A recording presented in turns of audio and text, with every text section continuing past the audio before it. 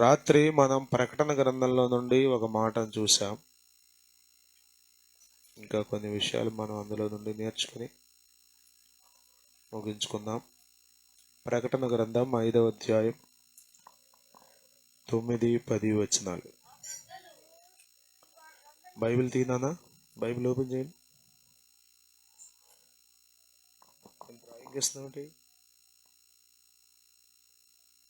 ఇది డ్రాయింగ్ గీసారేమో.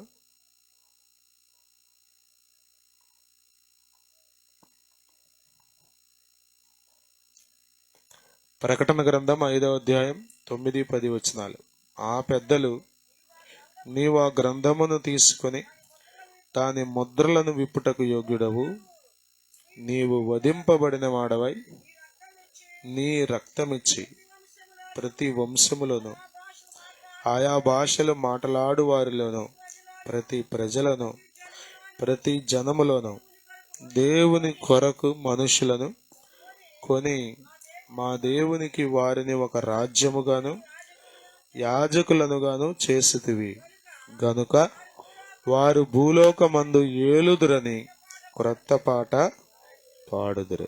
దేవుని స్తోత్రం. రాత్రి 2 మాటలు మనం జ్ఞాపకం చేసుకున్నాం. ఒకటి, ప్రభు తన రక్తమిచ్చి మనుషులని కొన్నాడు. ఏంటి ఆయన రక్తం కొన్న గొప్పతనం అంటే, అది అమూల్యమైన రక్తం, నిర్దోషమైన రక్తం, పరిశుద్ధమైన రక్తం. రెండవది, ఎందుకొరకు కొన్నాడు అంటే, ఏంటి ఆయన ఉద్దేశం అంటే, వాక్యంలో రాయబడింది, దేవుని కొరకు కొన్నాడు. దేవుని స్తోత్రం. హల్లెలూయా, హల్లెలూయా. మనము దేవుని చేత కొనబడ్డాం. మీరెవరు చెప్పండి? మీరు దేవుని చేత సృష్టించబడ్డారు. రెండవది, దేవుని చేత కొనబడ్డారు. దేవుడు మిమ్మల్ని కొనుక్కున్నాడు. దేవుని స్తోత్రం. హల్లెలూయా, హల్లెలూయా. అర్థమవుతుందా? భూమి మీద పుట్టిన ప్రతి మనిషిని దేవుడే సృష్టించాడు. అందరినీ దేవుడే తన విలువైన రక్తం ద్వారా కొన్నాడు. దేవుని స్తోత్రం. హల్లెలూయా. ఎందుకొరకు ఇదంతా అంటే, ఆయన కొరకు. దేవుని స్తోత్రం. హల్లెలూయా. ఒక మనిషిగా మనం చేసే ప్రతి పని వెనుక ఒక ఉద్దేశం ఉంటుంది. ఊరక ఏది చెయ్యం. ఊరక ఏదైనా చేస్తామా? ఏమి చెయ్యం. మనం ఏ పని చేసినా దానిలో బలమైన ఉద్దేశాలు ఉంటాయి.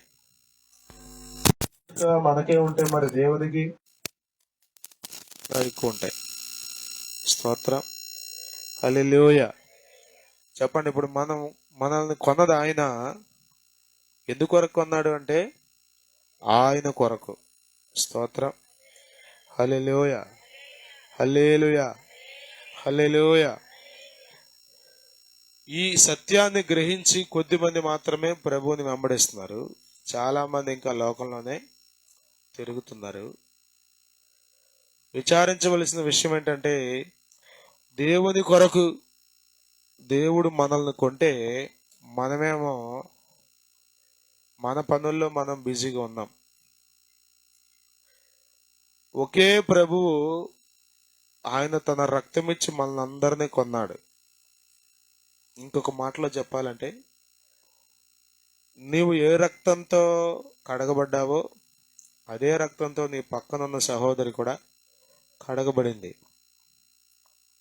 ఇంకా మాట్లాడాలనుకుంటే, ఏ రక్తం నీలో ప్రవహిస్తుందో అదే రక్తం నీ పక్కనున్న సహోదరులో ప్రవహిస్తుంది. అపవాది వాడు అబద్ధకులకు జనకుడు. అబద్ధం చాలా సులువుగా చెప్పగలడు, అది అబద్ధం అని కూడా తెలియకుండా చెప్పగలడు. మనకు అర్థం కాకుండా, మనకు అసలు ఏమి అది అబద్ధం అనిపించదు, అసలు అట్లా చెప్పగలడు. అలా అపవాది మనల్ని మోసం చేశాడు. ఉదాహరణకి మీకు అర్థం అవడం కోసం చెప్తాను. భారతదేశంలోనే కాదు, ప్రపంచవ్యాప్తంగా ఎంతో మంది రక్షణ పొందిన ప్రజలు ఉన్నారు. కానీ ఈ రక్షణ పొందిన ప్రజల్లో మనుష్యుడు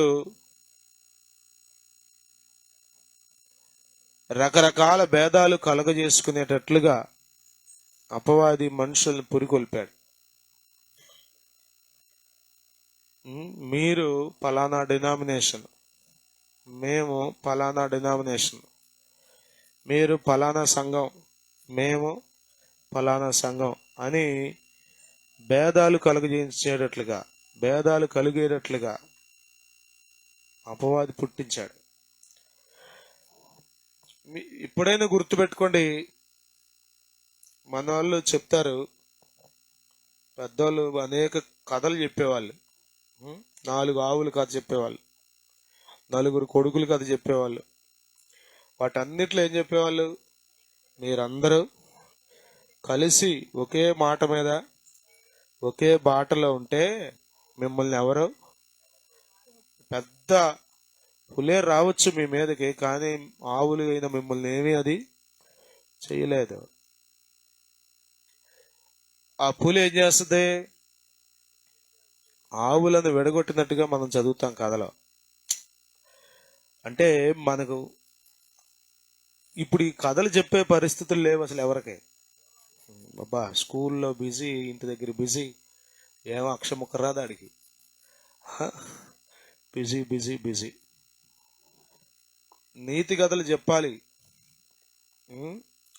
పులి చెబుద్దంట ఏమని? దేని దగ్గరికి వెళ్ళి దాని మాట, ఇదిగో నువ్వు ఉన్నావు చూసావా, ఆ మిగిలిన 3 ఏమున్నాయి? నాటకాలు వేయటమే కానీ మొత్తం అంతా కష్టపడేది నువ్వే. ఇది అసలు ఎంత ఆనందమో కదా. మీరు నమ్మండి, అబద్ధం తీయగా ఉంటుంది, నిజం చేదుగా ఉంటుంది. మిమ్మల్ని గురించి మీరు ఎవరి మీ దగ్గరికి వచ్చి ఎవరు పొగిడినా మీకు చాలా సంతోషంగా ఉంటుంది. ఊరుకోబండి, ఏమి లేదులేండి, అంతేమి లేదులేండి అని అన్న పైకి లోపల మాత్రం ఛాతీ ఒక 6 అంగుళాలు పెరుగుద్ది. అది మానవ స్వభావం. ఇలా ఎవరికి వాళ్ళనే గొప్ప చేసుకుని, ఎవరి గురించి వాళ్ళే గొప్పగా మాట్లాడుకుని విడిపోయాం. దేవుడు మనందరినీ కొన్నప్పుడు, తన విలువైన రక్తం సిలువలో చిందించినప్పుడు ఆయన మనసులో ఉన్న ఉద్దేశం, నా ప్రజలు అందరూ కలిసి నా కొరకు జీవిస్తారు. మనుషులు వేరవచ్చు, కానీ వారి ఉద్దేశాలు మాత్రం ఒకటే. మనుషుల్లో రకరకాలైన శరీర సంబంధమైన, ఆర్థిక పరమైన, ఇంకా రకరకాలైన భేదాలు ఉంటే ఉండొచ్చు, కానీ వారి మనసులన్నీ ఒకటే పని మీద ఉంటాయి. అదేంటంటే నా కొరకు. ప్రియులారా, మనము రక్షించబడింది దేవుని కొరకు. ఈ విషయాన్ని మీరు బాగా గుర్తుపెట్టుకోవాలి. అర్థమవుతుంది? చాలా మంది ఏంటో తెలుసా, అసలు మందిరానికి వచ్చేది చెప్పరండి. రకరకాల ఉద్దేశాలు. పాస్టర్ గారు కొద్దిమంది వస్తారు పాపం, ఆయన అడుగుతాడమ్మ ఊరుకోడు, యేసు రక్తమే జయం. మనము దేవుని కొరకు ఏర్పాటు చేయబడ్డాం. దేవుని స్తోత్రం. హల్లెలూయా, హల్లెలూయా, హల్లెలూయా, హల్లెలూయా. దేవుని కొరకే మనం బ్రతకాలి. దేవుని కొరకే మనం బ్రతకాలి. విచారం ఏంటో తెలుసా? ఈ దినాల్లో సంఘాలు భేదాలు కలుగజేసుకుని కదా, సేవకుడికి కలవదు, విశ్వాసికి కలవదు. అసలు ఒకే సంఘంలో ఉన్నా కూడా కలవరు. నిన్ను ఆ ప్రభువే కొన్నాడు, నన్ను కూడా ఆ ప్రభువే కొన్నాడు. నిన్ను ఆయన కొరకే ఏర్పాటు చేసుకున్నాడు, నన్ను ఆయన కొరకే ఏర్పాటు చేసుకున్నాడు. మన ఇద్దరం కలిసి ఆయన కొరకు బ్రతుకుదాం అని చెప్పవలసిన పరిస్థితులు ఈ దినాల్లో లేవు. ఎలాంటివో తెలుసా? ఏదో ఒక కారణంతో మనిషి విడిపోయాడు. ఆ లోకంలో విడిపోయావురా నాయనా అంటే మళ్ళీ ఎక్కడికి వచ్చాక కూడా విడిపోవడమే.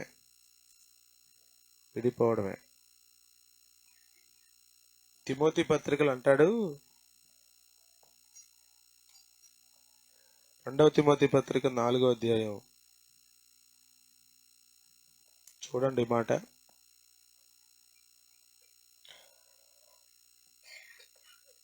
4వ అధ్యాయం 16వ వచనం. నేను మొదట సమాధానము చెప్పినప్పుడు ఎవడనూ నా పక్షంగా నిలువలేదు. చూసారా, పౌలు చెప్తున్నాడు, అందరూ నన్ను విడిచిపోయారు, ఇది వారికి నేరముగా ఎంచబడకుండును గాక. చూసారా,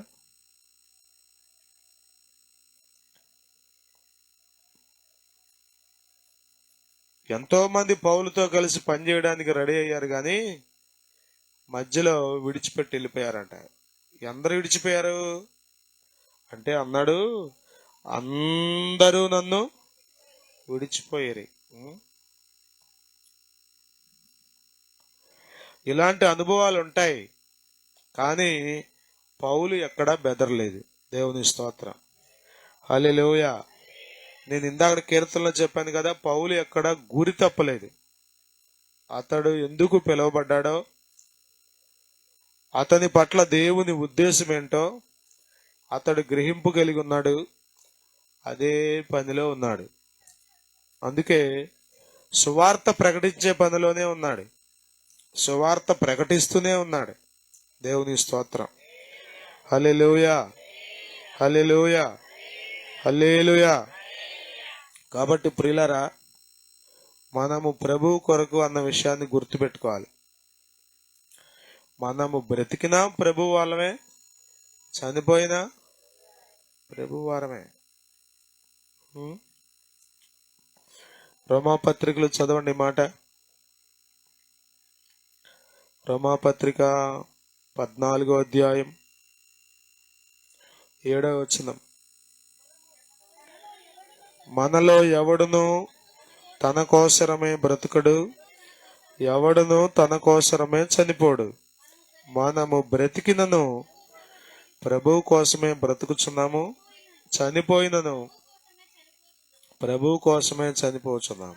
కాబట్టి మనము బ్రతికినను చనిపోయినను ప్రభువు వారమై ఉన్నాము. ఇక్కడ విశ్వాసుల మధ్యలో చిన్న సమస్యలు వచ్చినాయి. ఒకడంటాడు తినొచ్చు అంటాడు, ఒకడేమో తినొద్దు అంటాడు కదా. మనకు కూడా వస్తాయి ఈ గొడవలు. అది తిండవేంటి, ఇది తిండవేంటి. సత్యాన్ని గ్రహించడం గొప్ప సంగతే. తినేవాడు తిన్నని వాడిని తృణీకరించొద్దు, తిన్ననివాడు తినేవాడికి తీర్పు తీర్చొద్దు. ఓవరాల్ గా ఏంటంటే మనమందరం కలిసి దేవుని కొరకు బ్రతకాలి. దేవునికి స్తోత్రం, హల్లెలూయా. సువార్త చెప్పడానికి రాని నోరు తీర్పు తీర్చడానికి వచ్చేస్తుంది. దేవుని గురించి మాట్లాడడానికి రాని నోరు తృణీకరించడానికి వచ్చేస్తుంది. విచిత్రమైన తెలుసా, విశ్వాసులు తృణీకరించుకోవడం. అది నా గురించి మాట్లాడేదా, అదంట. ఎక్కడ దాకా వెళ్ళిపోయా చూసావు నువ్వు. దిగడం మొదలెడితే ఎక్కడికైనా దిగుతావు నువ్వు. దించేస్తాడు నిన్ను అపవాది. అట్లా దిగమాకండి. ప్రభు మనల్ని కొన్నాడు. స్తోత్రం. గమనించండి, మన వయసు చాలా అయిపోయింది. ఇంకా మాట్లాడితే యవన కాల బలవంత లోకం కొరకు వాడేశాం. ప్రభు రక్షించిన దగ్గర నుంచి అన్నా ప్రభు కొరకు బ్రతకవా? నీవు ఆయనకు ఒక రాజ్యంగా, నీవు ఆయనకు ఒక యాజకుడిగా చేసుకున్నాడు. నీవు ఆయన కాడిని మోస్తావని. దేవుని స్తోత్రం, హల్లెలూయా, హల్లెలూయా. సజీవ యాగముగా మా శరీరము సమర్పించి ఆ సజీవయాగముగా మా శరీరము సమర్పించి సంపూర్ణ శుద్ధి నందా శుద్ధాత్మను నొసగితివి సంపూర్ణ సిద్ధి నందా శుద్ధాత్మను నొసగితివి స్తోత్రం చెల్లింతును స్తోత్రం చెల్లింతును యేసునాథుని మేలులు తలంచి యేసునాథుని మేలులు తలంచి స్తోత్రం చెల్లింతును స్తోత్రం చెల్లింతును. హల్లెలూయా హల్లెలూయా. మనలను మనం దేవునికి సమర్పించుకోవాలి. రాత్రి కూడా మనం ఆ మాట చదువుకున్నాం. మరొకసారి చూడండి, కొరింథీ పత్రికలో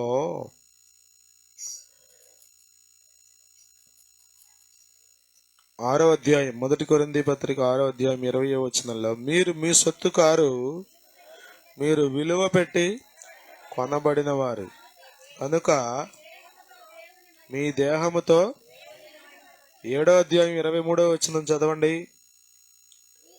మీరు విలువ పెట్టి కొనబడిన వారు గనుక మనుష్యులకు దాసులు కాకుడి.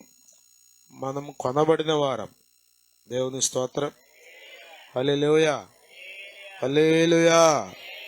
ఎందుకొరకు కొనబడ్డాం అంటే మన దేహములతో దేవునిని మహిమపరచాలి. స్తోత్రం. ప్రియులరా, మనము దేవుని రాజ్యాన్ని కట్టడానికి ఆయన చేయవలసిందంతా చేసి పరలోకంలో ఉన్నాడు. ఇప్పుడు ఇక మిగతా పని చెప్పండి మనకు అప్పు చెప్పాడు. మీకు అర్థం అవడం కోసం చెప్తా. ఇప్పుడు భోజనాలు జరుగుతున్నాయి. ఇంకా వంట మేస్త్రి ఏం చేస్తాడు? ఆయన ఆహార పదార్థాలన్నీ వండి సిద్ధపరుస్తాడు. ఇప్పుడు ఏం చేయాలి చెప్పండి? వడ్డించేవాడు జాగ్రత్తగా వడ్డించాలి. వంట మేస్త్రి ఆ పని కూడా, వడ్డించే పని కూడా చెప్పండి కాదు. సిలువలో చేయవలసిన బలియాగం అంతా ఆయన చేశాడు. ఇప్పుడు మనం దేవుని కొరకు నిలబడాలి. దేవుని స్తోత్రం. హల్లెలూయా హల్లెలూయా. పరిశుద్ధాత్మను పొందిన వాడిని తృణీకరించకూడదు. పొందిన వాడిని గురించి ఏంటమ్మా ఏంటి భాషలు అంటే భాషలో చూడు ఎట్ట బతుకుతుందో చూడు. ఇట్ట అనుకున్నంత కాలం పరిచర్య ఏం జరుగుతుంది చెప్పండి? రమాపత్రిక 14వ అధ్యాయంలో అంటాడు, 23వ వచనంలో అనుకుంటాను, 20వ వచనం చూడండి. భోజనము నిమిత్తము దేవుని పనిని చూసారా? మరి భోజనం గురించి పని పాడైపోతే ఇంకెంత గౌరవం. అరే, ఇలాంటి వాళ్ళ కోసం ప్రభు రక్తం ఖర్చింది. చిన్న భోజనం గురించి దేవుని పని పాడు చేసేయడం. యేసు రక్తమే జయం.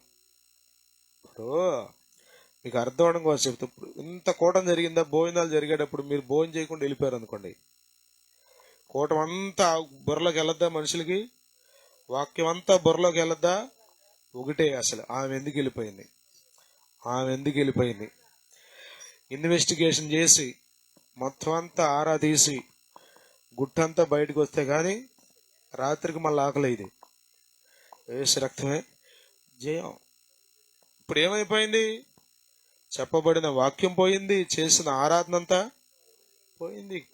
పోద్దే, పనంతా పోద్దే. మీరు ఎప్పుడైనా గుర్తుపెట్టుకోండి, పనిని కట్టడం కష్టం, పనిని పాడు చేయడం తేలిక. ఇప్పుడు ఇదన్నీ ఒక్క ప్రొక్లైన్ తెచ్చేట లేపితే మొత్తం ఒకేసారి పడిపోద్ది. అంతేనా? యేసన్న గారి సాక్ష్యం మీరు వింటే, తుఫాను వచ్చినప్పుడు కప్పులు వేసి వెళ్ళిపోయిందంట. మేబీ 90లోనే మాది. కప్పు చిన్న పాక అంట. ఆ కప్పుగానే లేచి వెళ్ళిపోయిందంట తుఫాను గాలికి. ఆ కప్పు మళ్ళీ తీసుకొచ్చి కట్టాలంటే ఎంత కష్టం. ప్రతి వాసానికి కట్టేయాలి, చెప్పండి. ప్రతి తాటెక్కి కుట్టేయాలి. ఇదంతా అంత తేలికైన విషయమేమి కాదు. ప్రభు మనల్ని నమ్మాడు, ఆయన పని మన చేతిలో పెట్టాడు. ప్రియులారా, మనము పనిని పాడు చేసేవారిగా ఉండకూడదు. దేవుని స్తోత్రం. హల్లెలూయా, హల్లెలూయా. విశ్వాసులు ఒకరి మీద ఒకరు తీర్పు తీర్చుకుంటే, ఒకరి గురించి ఒకరి వ్యతిరేకంగా మాట్లాడుకుంటే పని పాడవుద్దా బాగవుద్దా చెప్పండి? పాడవుతుంది. మనం పనిని పాడు చేసే వారిలో ఉన్నామా, బాగు చేసి కట్టే వారిలో ఉన్నామా గ్రహించుకోవాలి.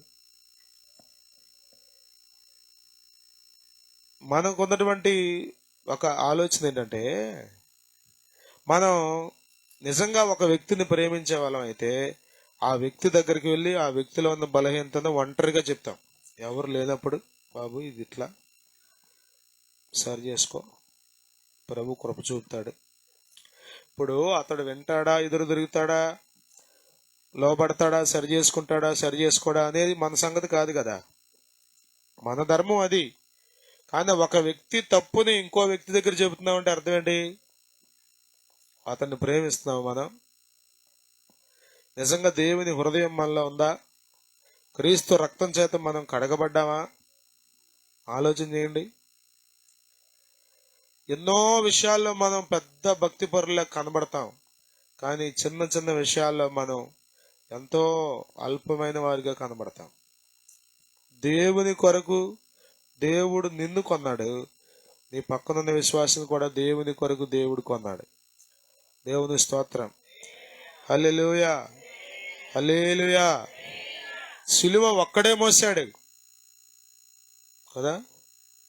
మధ్యలో ఒక ఆయనకి అప్పచెప్పారు, పాపం మోయలేకపోయాడు, కొంచెం దూరం కూడా మోయలేకపోయాడు. మరి ఆయన ఎట్లా మోసాడు? మోసాడు. భారమైన సిలువా మోయలేక మోసావా. కష్టం. నిందను భరించడం అంత తేలికైన విషయమేమి కాదు. అన్యాయంగా ఒక మాటను పడటం, అదే సిలువ అంటే అంత తేలికైన విషయమేమి కాదు కాదు కాదు. కానీ ఆయన భరించాడు. అన్యాయపు తీర్పు నొంది ఘోరమైన శిక్షకు దేశాగ్ని జ్వాలలో దోషివై నిలిచావా. అన్యాయపు తీర్పు నొంది ఘోరమైన దేశాగ్ని జ్వాలలో దోషివై నిలిచావా.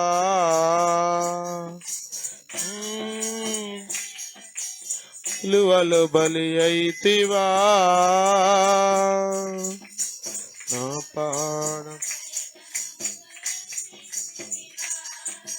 కలువరి గిరిలో సిలువదారి అయి ప్రేలాడితివా నా యేసయ్యా. కలువరి గిరిలో సిలువధారి అయి ప్రేలాడితివా నా యేసయ్యా. హల్లెలూయా, హల్లెలూయా. కాబట్టి ప్రియులారా, జ్ఞాపకం చేసుకోండి, మనము దేవుని కొరకు. దేవుని స్తోత్రం. హల్లెలూయా. రక్షించబడిన విశ్వాసి, ఒక భర్త భార్య దేవుని పని చేస్తుంటే అడ్డం పడుతున్నాడంటే అతడు రక్షణ పొందట్టేనా? ఒక రక్షించబడిన భార్య భర్త దేవుని కొరకు బ్రతుకుతుంటే ఆపుతున్నారంటే నువ్వు దేవుని కొరకేనా? ఆలోచన చేయండి. చాలా సందర్భాల్లో మనం నేనొక్కడే దేవుని కొరకు అనుకున్నాం. నాతో ఉన్న వాళ్ళందరూ దేవుని కొరకే. దేవుని స్తోత్రం. హల్లెలూయా, హల్లెలూయా. ప్రియులారా, మనం దేవుని కొరకు దేవుని పని చేస్తుంటే నువ్వు అడ్డుపడిపోకూడదు.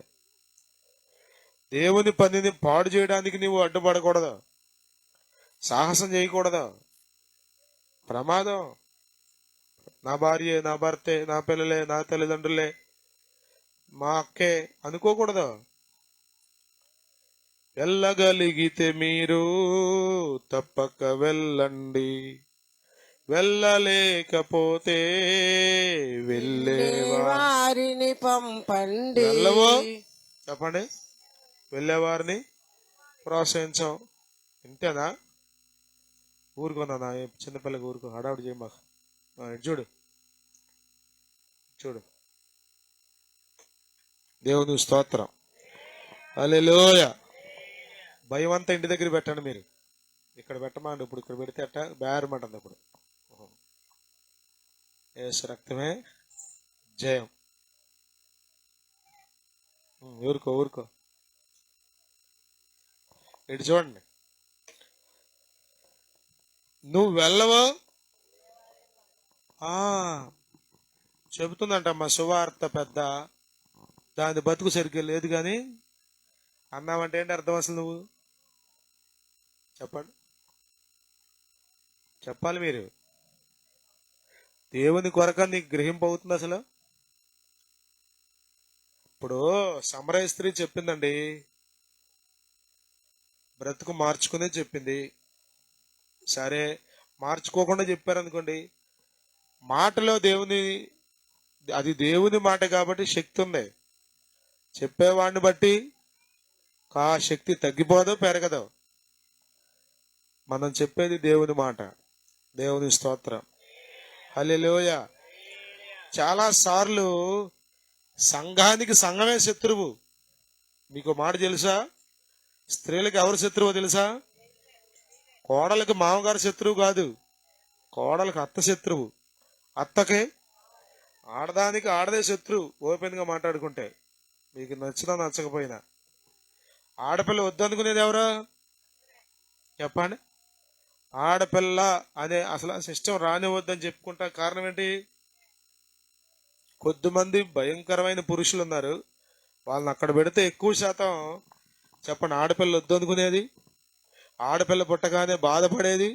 అరే, అంత బాధ కంటే కూడా ఎక్కువ బాధ అయిపోద్ది ఇవికి. అప్పుడు దాకా పురుడు నొప్పులు తీసినా ఆ బాధ కంటే ఎక్కువ బాధ ఏంటి? ఆడపిల్లనే కబురు. యేసు రక్తమే జయం. ఇప్పుడున్న సమస్య ఏంటి తెలుసా? సంఘానికి విరోధంగా సంఘమే నిలబడుతుంది. యేసు రక్తమే జయం. విశ్వాసులకు విరోధంగా చెప్పండి, ఇంకా ఇంకా ఇంకా దేవుని రాజ్యం ఎలా కట్టబడుతుంది? దేవుని రాజ్యం ఎలా కట్టబడుతుంది? ఎలా కట్టబడుతుంది? ప్రియులరా, ప్రభు మనందరినీ ప్రేమిస్తున్నాడు. దేవుని స్తోత్రం. హల్లెలూయా, హల్లెలూయా. నేను మరలా చెప్తాను, బలహీనతలు ఉన్నాయా? వ్యక్తిగతంగా మాట్లాడండి, కానీ ప్రభు పనిని కలిసి చేయండి. స్తోత్రం. హల్లెలూయా. సంఘాలన్నీ కలిస్తే ఎలా ఉంటుంది? సేవకులందరూ కలిస్తే ఎలా ఉంటుంది? విశ్వాసులందరూ కలిస్తే ఎలా ఉంటుంది? ఉండదా తేడా? చెప్పండి, తేడా ఉండదా? ఇప్పుడు 20 కేజీలు అన్నం అండి, ఒక మనిషి దించగలడా అంటే దించగలడా, కానీ తర్వాత ఇబ్బంది పడతాడు అతడు. నడుము పట్టేయచ్చు, కండరాలు తేడా రావచ్చు, ఏదో ఒక నొప్పులు వస్తాయి. నలుగురు పడితే ఎందుకు దేవుడు ఒక్కనే రక్షించి మిగతా వాళ్ళందరిని వదిలేయలేదు? దేవుడు అందరికీ ఎందుకు అవకాశం ఇచ్చాడు అంటే, మనందరి పట్ల దేవునికి ఉద్దేశం ఉంది. మనందరం చేయి కలిపి దేవుని కొరకు బ్రతకాలి. దేవుని స్తోత్రం. హల్లెలూయా, హల్లెలూయా. లూకాసు వార్త 5వ అధ్యాయంలో లోతుకు నడిపించమన్నాడు పేతురుని దేవునే, యేసు ప్రభు వారు. యేసయ్య మాట చొప్పున దోణిను లోతుకు నడిపించి వల విసిరితే విస్తారమైన చేపలు పట్టాయి. దేవుని స్తోత్రం. విస్తారమైన చేపలు పడ్డాయి. మరి ఎప్పుడు దాకా ఎక్కడున్నాయి కదా? మీరు గుర్తుపెట్టుకోండి, ప్రసంగి గ్రంథంలో అంటాడు 9వ అధ్యాయం 11వ వచనంలో అనుకుంటాను, జ్ఞానం గలవారికి అన్నం దొరకదంటాడు, ఒడి గలవారు పరుగు పందెంలో గెలవలేరంటాడు.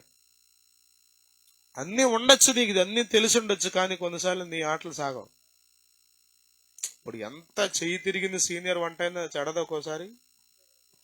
అందుకని మనం ఎల్లప్పుడూ ప్రభు కృప మీద ఆధారపడాలి. రాత్రంతా వల విసిరంట, చేపలు మాత్రం పడలేదు. కానీ యేసయ్య మాట చొప్పున వలేశారు, విస్తారమైన చేపలు పట్టాయి. ఏం జరిగింది అప్పుడు మీకు తెలుసుగా, వాళ్ళు లాగలేకపోతున్నారంట, ఆ వల లాగలేకపోతున్నారు. విస్తారమైన చేపలు పడితే ఎక్కడ లాగుతాడు? అక్కడే. ఒకటి 2 కేజీలు అనుకోండి, 100 చేపలు పడితే ఎన్ని అవుతాయి? 200 కేజీలుగా. 200 కేజీలు లాగలడా వల? వలలు పిగిలిపోతున్నాయి అంట. బైబిల్లో రాయబడింది, సంజ్ఞలు చేశారంట.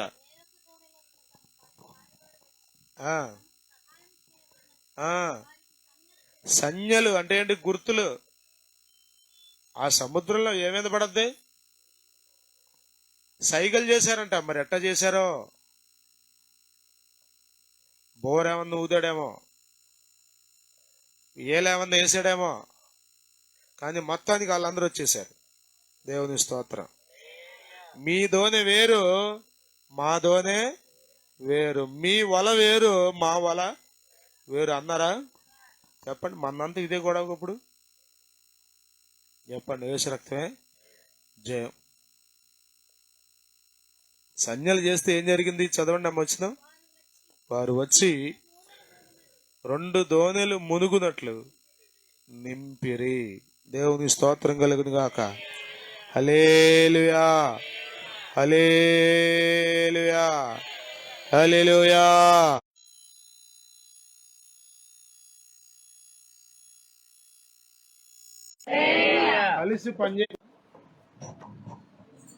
కలిసి పని చేయకుండా దోణెలు మునగ.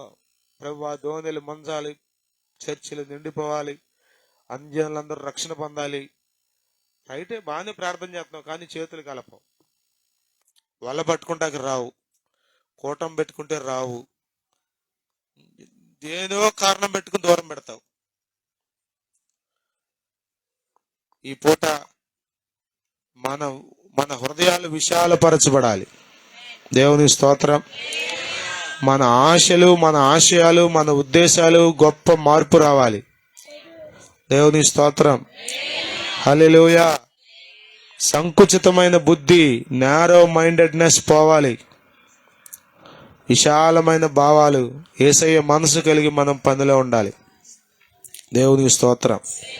హల్లెలూయా, హల్లెలూయా, హల్లెలూయా, హల్లెలూయా. ఒక వ్యక్తి మందిరానికి రాలేదో అర్థం చేసుకో. ఎందుకు వస్తుందమ్మా కదా? అసలు మనమైతే ఎన్ని మాట్లాడేస్తామో.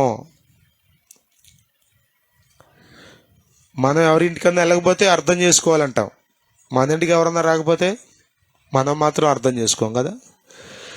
మానవుని స్వభావం ఇది. ఇందులో నుండి మనం దేవుని స్తోత్రం. పాప హృదయాన్ని మనం గ్రహించాలి. అది భయంకరమైన వ్యాధితో ఉంది. దాన్ని మనం అర్థం చేసుకుంటే గాని, మనకు మనం అర్థమైతే గాని, అప్పుడు దేవుని పనిలో మనం ఉండడానికి అవకాశం దొరుకుతుంది. దేవుని స్తోత్రం. హల్లెలూయా, హల్లెలూయా, హల్లెలూయా. ప్రియులారా, మనం దేవుని కొరకు ఈ భూమి మీద ఉన్నాం. ఒకరోజు మనం ఇక్కడ ఉన్నాం, అప్పుడు ఇక మనం చేయటానికి ఏమీ ఉండదు.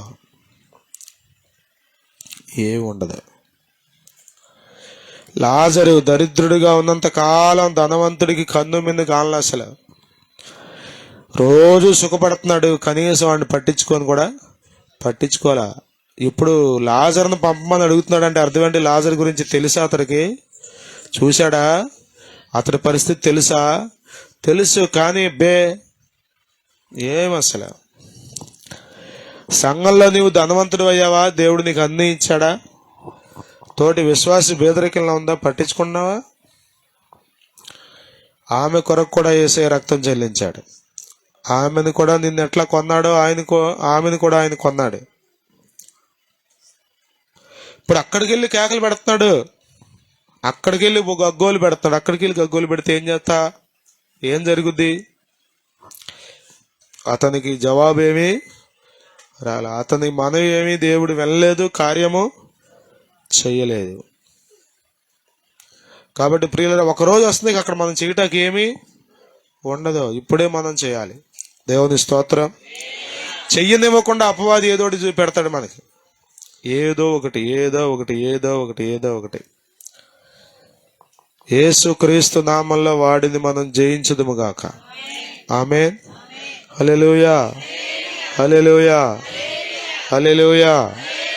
వాడిని మనం జయించామంటే, అసలు వాడి తంత్రాలు మనం గ్రహించామంటే చాలు, అర్థమైపోద్ది మనకి కదా, అర్థమైపోద్ది. దేవుని ఆత్మ మీరు కలిగి ఉన్నారంటే అది గుర్తేంటంటే అపవాది తంత్రాలు గుర్తించగలుగుతారు, అపవాది చేసే మోసాలు గుర్తించగలుగుతారు. అది గుర్తించారంటే ఆటోమేటిక్గా మీకు జయం పొందే అవకాశం ఉంటుంది, దేవుని కొరకు జీవించే అవకాశం ఉంటుంది. స్తోత్రం. హల్లెలూయా, హల్లెలూయా.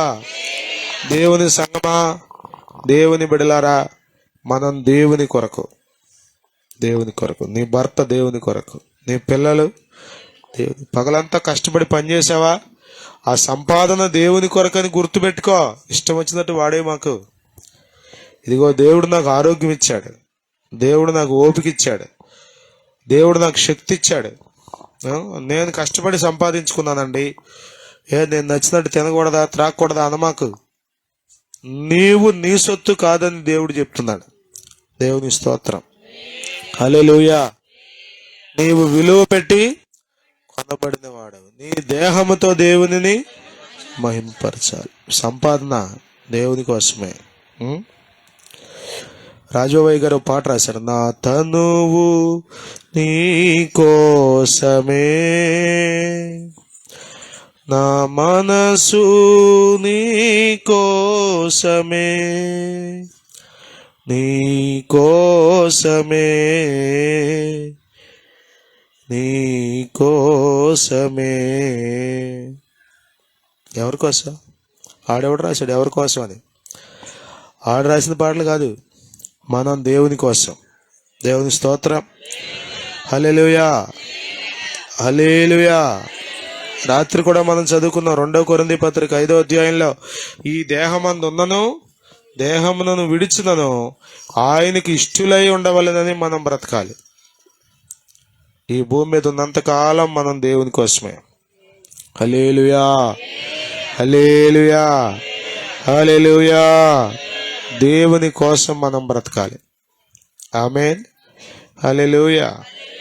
దేవుని కొరకు మీరు ఇతరులను బ్రతకనివ్వాలి. ఇతరులను కూడా మీరు ఏం చేయాలి తెలుసా? దేవుని కొరకు బ్రతకాలమ్మా నువ్వు. దేవుడు నిన్ను రక్షించుకున్నది అందుకే, దేవుడు నిన్ను ఏర్పాటు చేసుకున్నది అందుకే, దేవుడు నీకు అవకాశాలు ఇచ్చేది అందుకే. నేను దేవుని కొరకు బ్రతుకుతాను, నువ్వు కూడా దేవుని కొరకే బ్రతకాలి. స్తోత్రం. మనమంతా దేవుని కొరకు బ్రతకడం ప్రారంభిస్తే ప్రభు ఖచ్చితంగా అద్భుతాలు జరిగిస్తాడు, ప్రభు కార్యాలు జరుగుతాయి. దేవుని స్తోత్రం. హల్లెలూయా. అపవాది తలచిన కీడంతా దేవుడు మేలుగా మార్చేస్తాడు. హల్లెలూయా. సాతాను దుర్గాలన్నీ కూలద్రోయబడతాయి, కుటుంబాలన్నీ దేవుని సన్నిధితో నింపబడతాయి, గ్రామాలన్నీ దేవుని సమాధానంతో నింపబడతాయి, దేశాలే దేవుని వైపు తిరగడం ప్రారంభిస్తాయి. ఆమేన్. హల్లెలూయా, హల్లెలూయా, హల్లెలూయా. ఒకరోజు రాబోతుంది, ద్వారాలన్నీ మూయబడతాయి, అప్పుడు చేయడానికి ఏమీ ఉండదు. ఇప్పుడే మనం పనిచేద్దాం, ఇప్పుడే ప్రభు కొరకు బ్రతుకుదాం. బ్రతుకుట క్రీస్తే అని పౌలు చెప్పినట్లుగా మనం బ్రతుకుట క్రీస్తే అన్నట్లుగా బ్రతుకుదాం. ఆమేన్. ప్రార్థన చేసుకుందాం.